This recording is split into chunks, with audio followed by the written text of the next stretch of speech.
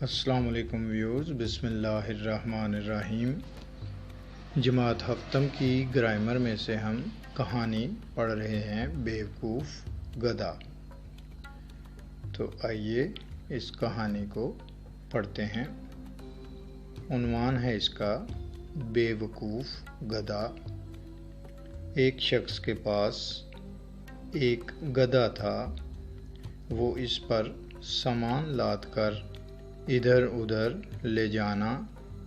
لے جاتا اور محنت مزدوری کر کے بال بچوں کا پیٹ پالتا۔ ایک دفعہ وہ نمک لے کر گاؤں جا رہا تھا۔ نمک کا بہت وزن تھا۔ گدھا مشکل سے چل رہا تھا۔ راستے میں ایک ندی تھی۔ ندی میں سے گزرتے ہوئے گدھے کا پاؤں پھسلا اور وہ پانی میں گر پڑا۔ نمک پانی میں گھل کر بہنے لگا۔ جب وہ اٹھا تو وزن کم ہو چکا تھا۔ گدھا بہت خوش ہوا۔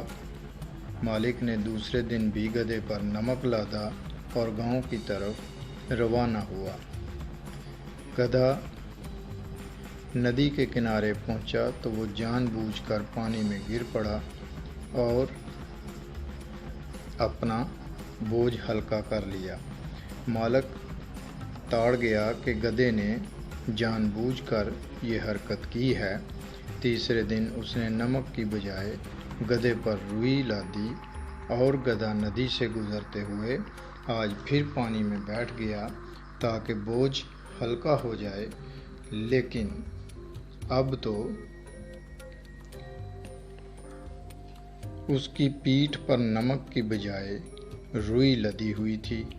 روئی پانی میں بھیگی تو اس کا وزن کئی گنا بڑھ گیا۔ گدھا پانی سے نکلا تو اس کا چلنا دوبھر ہو گیا۔ بڑی مشکل سے چل رہا تھا، لیکن مالک نے اس پر خوب ڈنڈے برسائے۔ گدھا بہت مشکل سے گاؤں پہنچا۔